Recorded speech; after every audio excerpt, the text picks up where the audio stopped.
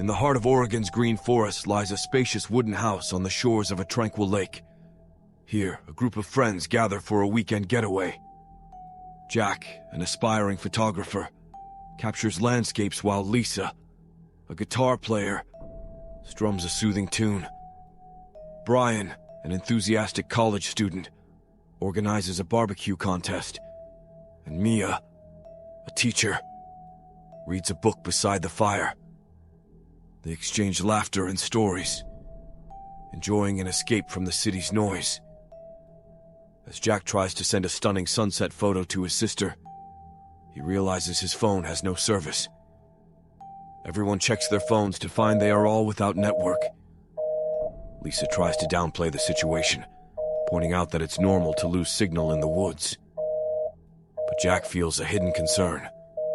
He is experienced in trips and knows this area usually has good coverage. After dinner, Brian attempts to turn on the TV to watch a much-awaited basketball game, but he faces a blank screen. He tries all channels to no avail. Everyone feels frustrated, especially Mia, who is looking forward to her favorite show. They speculate about the cause of this mysterious outage. Suddenly, during their debate, an emergency news bulletin appears on the screen. A pale-faced anchor warns residents to remain indoors for unspecified reasons. He doesn't provide details, but his tense tone raises alarm. Everyone feels uneasy and begins to wonder what is actually happening outside their wooden walls. After the news bulletin, the screen returns to an unsettling silence. Everyone starts to hear distant screaming. Mia, worried. "Did you hear that? They're screaming outside!" Lisa, maybe just other hikers. No need to worry. Jack, tense. No, something's wrong. We need to check it out. Brian suggests staying inside the cabin, pointing out the danger of the situation.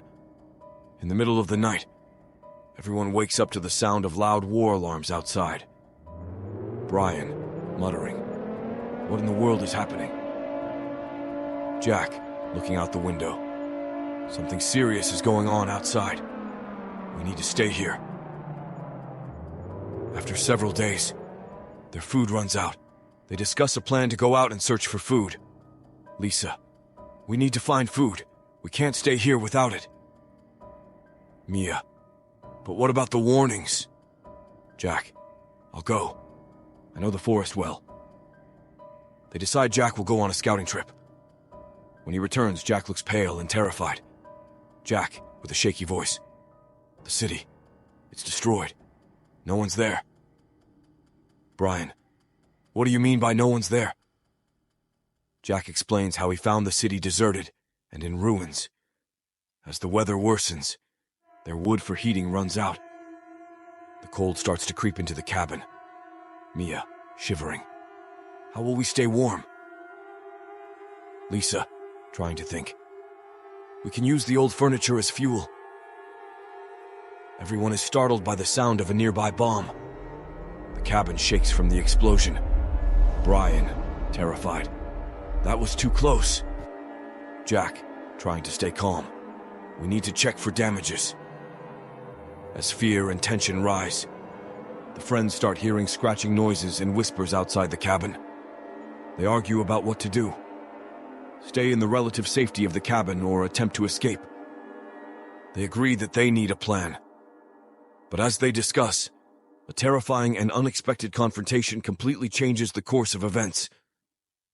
In this tense scene, Brian decides to be the one to go out and explore the situation, driven by reckless courage and a desire to protect his friends.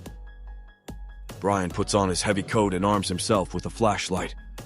The wind howls outside the cabin, and the doors shake under the storm's force. He opens the door to face strong winds and heavy snowfall covering the ground.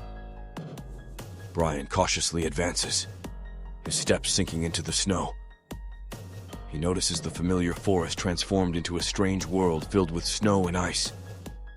The trees are barely visible under the heavy snow. Amid the darkness, Brian sees flames rising in the horizon. He cautiously approaches, his heart pounding. fire devours nearby huts, and he hears the sound of wood cracking under the blaze. The smoke chokes the air, making it hard to breathe. Brian stands stunned, pondering what to do. The network returns to Lisa's phone, providing a moment of hope and anticipation for everyone. Lisa, with a trembling voice. "The network's back! I have a signal!" Everyone gathers around Lisa's phone.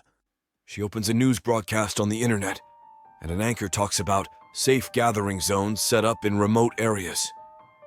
News anchor.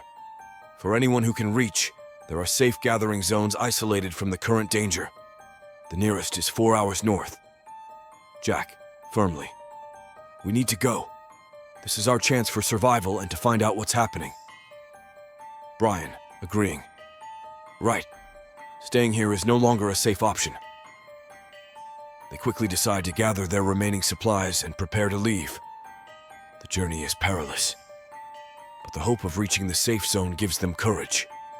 They leave the cabin in 2 cars, Jack driving one and Lisa the other. The road is covered in snow, and burnt trees obstruct their way. They move cautiously, and silence pervades as everyone is lost in thoughts about what awaits them. During the journey, they pass horrifying sights of destroyed towns and abandoned cars. The reality of the terrifying situation sinks in. They stop momentarily to explore some abandoned buildings for extra supplies, but with each step, their sense of danger increases. The group continues their journey, driven by the hope of reaching the safe zone and uncovering the mystery behind the disasters. Many questions remain unanswered, and the unfolding events could change their lives forever.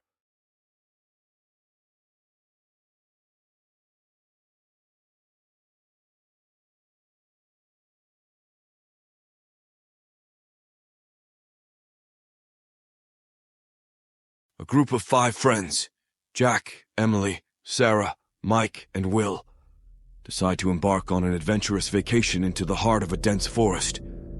They are all excited, packing their camping gear, food, and maps. They drive off in Jack's old van, laughing and joking, anticipating a weekend full of fun and freedom. Midnight in the forest. They set up camp under the starry sky. The night is calm and the forest seems peaceful. They sit around a fire, sharing stories and roasting marshmallows.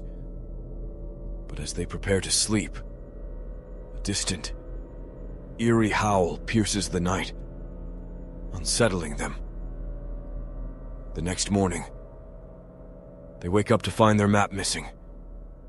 Slightly worried but not deterred, they decide to explore a nearby trail. As they trek deeper, the forest grows denser. The path becomes unclear, and a thick fog descends. Unbeknownst to them, they're straying far from their camp. Lost. Panic sets in as they realize they are lost. Their phones have no signal. The forest feels alive, watching them. Strange noises surround them, and fleeting shadows seen from the corner of their eyes make them question what's lurking in the woods. The haunting nightfall. As night falls, the group huddles together. Strange apparitions appear in the darkness. Emily claims she saw a figure watching them. Mike hears whispers that seem to call his name. The group is terrorized by unexplained phenomena. The abandoned cabin. Stumble upon an old, decrepit cabin. Inside, they find remnants of someone's stay. Old newspapers, a broken lantern, and a diary. The diary speaks of the forest's curse and warns of a presence that preys on lost souls. The escape plan. Determined to escape, they decide to follow the sun's direction at dawn. But as they prepare to leave, they hear a blood-curdling scream outside. It's Sarah. She's being dragged away by an unseen force. Race against the unknown. The group splits. Jack and Emily run to save Sarah while Mike and Will search for a way out. The forest becomes a labyrinth, with each turn more menacing than the last. The revelation. Jack and Emily find Sarah in a trance, speaking in an unknown language. They snap her out of it, but she has no memory of the event. Meanwhile, Mike and Will find carvings on trees, forming a map that leads to an exit. The final confrontation. As they regroup and follow the carvings, the presence reveals itself. A spectral entity, a guardian of the forest, enraged by their intrusion. A tense chase ensues.